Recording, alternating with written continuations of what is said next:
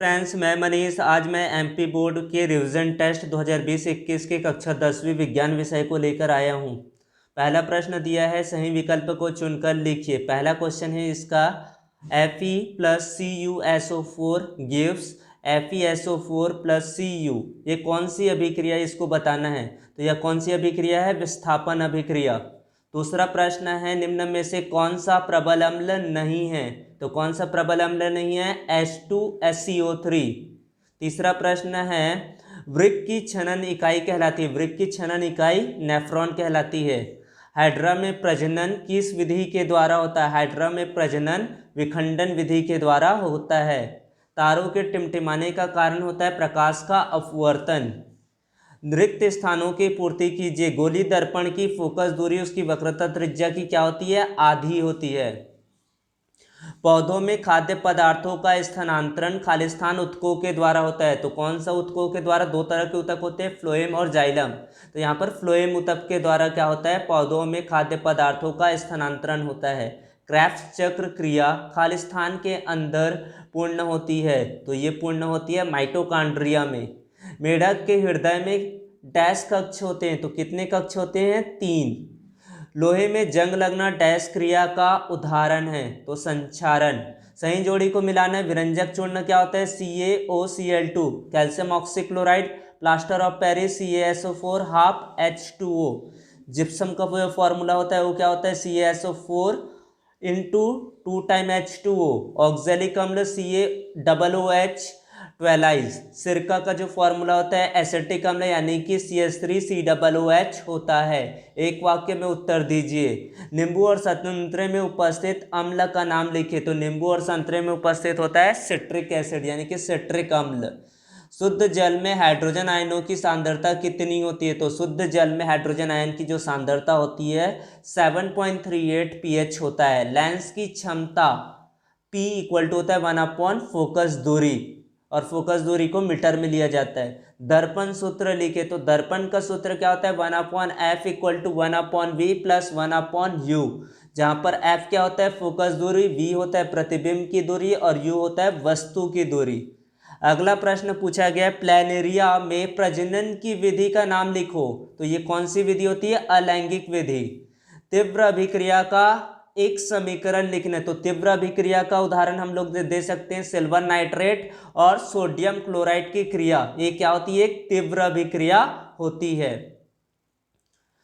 इसी का अथवा क्वेश्चन में पूछा गया, उदासीनीकरण अभिक्रिया का एक उदाहरण दीजिए। तो उदासीनीकरण अभिक्रिया अम्ल और क्षार की परस्पर क्रिया करने से लवण तथा क्या प्राप्त होता है?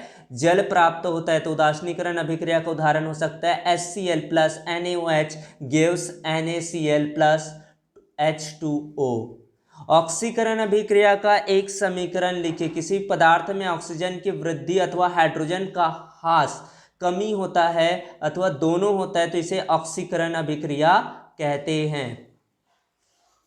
परावर्तन के नियम को लिखिए। प्रश्न क्रमांक 7वां है। तो हम लोग जानते हैं कि आपतन कोण परावर्तन कोण सदैव बराबर होता है। आपतित किरण, परावर्तित किरण तथा अभिलंब तीनों एक ही तल में होता है।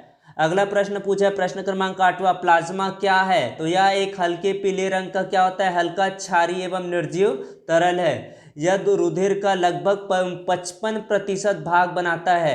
प्लाज्मा में 90% जल, 9% कार्बनिक पदार्थ तथा लगभग 1% अकार्बनिक पदार्थ होते हैं। अगला प्रश्न पूछा है, अग्नाशय का प्रमुख कार्य क्या है? समझाइए। तो अग्नाशय क्या करता है? रस का निर्माण करता है। इस रस में 3 प्रकार के एंजाइम होते हैं, ट्रिप्सिन, एमाइलोसिन और स्टीएसिन, जो प्रोटीन को पेप्टोन, स्टार्च को ग्लूकोज तथा वसा को वसाम्ल और ग्लिसरॉल में परिवर्तित करता है। यह इंसुलिन हार्मोन को स्रावित करता है। यह शरीर में ग्लूकोज की सांद्रता को स्थिर बनाए रखता है एवं उसके उपाच्य की गति को क्या करता है? नियंत्रित करता है। प्रश्न क्रमांक 10वां, ऊष्माक्षेपी अभिक्रिया किसे कहते हैं? उदाहरण सहित समझाइए। जिस अभिक्रिया में उत्पादों के साथ उष्मा भी निकलती हो उसे क्या कहते हैं? ऊष्माक्षेपी अभिक्रिया कहते हैं। यहाँ पर मेथेन गैस और ऑक्सीजन की क्रिया कराए तो यहाँ पर CO2 प्लस 2 टाइम H2O, यहाँ पर ऊष्मा क्या हो रही है? निकल रही है। तो ये क्या है? ऊष्माक्षेपी अभिक्रिया। रेखीय आवर्धन से आप क्या समझते हैं, क्या आशा है, स्पष्ट कीजिए। तो लेंस में बने किसी वस्तु के प्रतिबिंब की लंबाई और वस्तु के लंबाई के अनुपात को रेखीय आवर्धन इसे m से प्रदर्शित करते हैं। रेखीय आवर्धन का सूत्र होता है प्रतिबिंब की लंबाई बटे वस्तु की लंबाई, यानी कि m equal to I by O. I होता है प्रतिबिंब की लंबाई, ओ होता है वस्तु की लंबाई। एक उत्तल लेंस की फोकस दूरी 40 सेंटीमीटर है। लेंस की क्षमता ज्ञात कीजिए। यहाँ पर उत्तल लेंस की फोकस दूरी दिया है 40 सेंटीमीटर। लेंस क्षमता का सूत्र होता है 1/4 फोकस दूरी।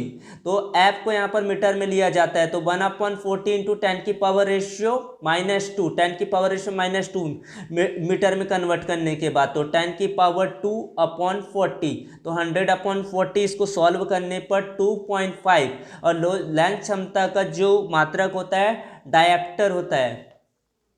मनुष्य के नर जनन तंत्र में वृषण का कार्य, तो इसका उत्तर है नर जनांगों में वृषण प्रमुख अंग है जो नर जनन कोशिका अर्थात शुक्राणु का निर्माण करता है। यह उदर गुहा के बाहर वृषण कोश में स्थित होता है। इसके दो भाग होते हैं, एक भाग वह जो शुक्राणु का निर्माण करता है, दूसरा भाग जिसे अंतःस्रावी ग्रंथि भी कहते हैं।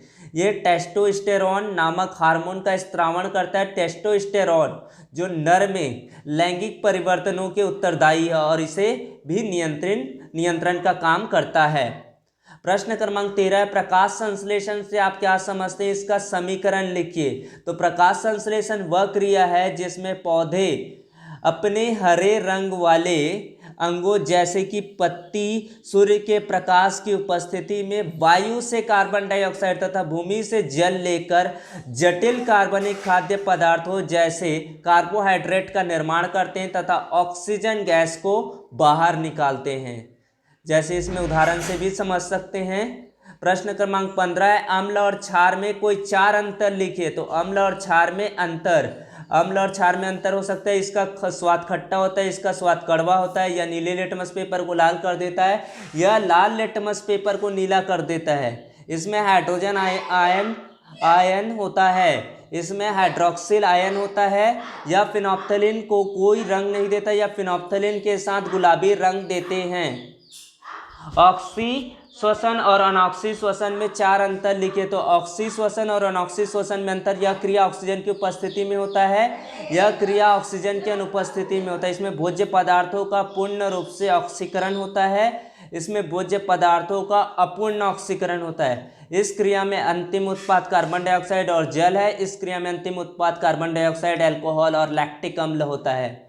अधिकांश जीवों में यह क्रिया होती है, अधिकांश क्रिया इसमें नहीं होती है। संक्षिप्त टिप्पणी लिखना है। रेगिस्तान की मरीचिका और तारों का टिमटिमाना। रेगिस्तान में मरीचिका, तो इसको हम लोग समझ सकते हैं, रेगिस्तान में गर्मी के दिनों में लोगों को कुछ दूरी जाने पर जलाशय यानी कि जल होने का भ्रम हो जाता है, लेकिन वास्तविकता में वहाँ पर ऐसा कुछ नहीं होता है।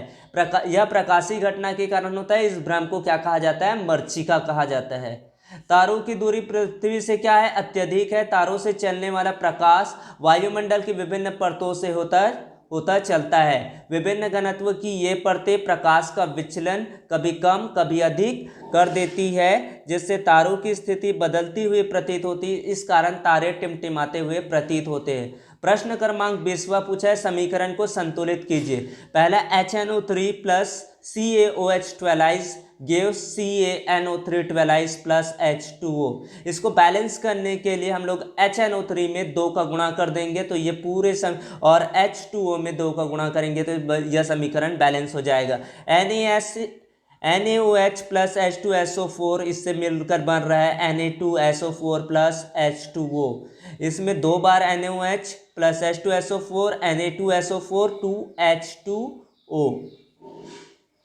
उसके बाद बेरियम क्लोराइड का H2SO4 से क्रिया करके क्या बनता है, बेरियम सल्फेट प्लस HCl। इसको बैलेंस करने के लिए हमको HCl में 2 का गुणा करना पड़ेगा, क्योंकि यहाँ पर Cl2 और H2 क्या हो जाएगा 2HCl। CaOH 12 plus CO2 gives क्या बन रहा है CaCO3 यानी कि कैल्शियम कार्बोनेट प्लस H2O। अगला प्रश्न है 5वां CaSO4 2H2O यानी कि जिप्सम है। जिप्सम से क्या प्राप्त होता है, plaster of Paris. Thanks for watching my video, please subscribe here. Thank you.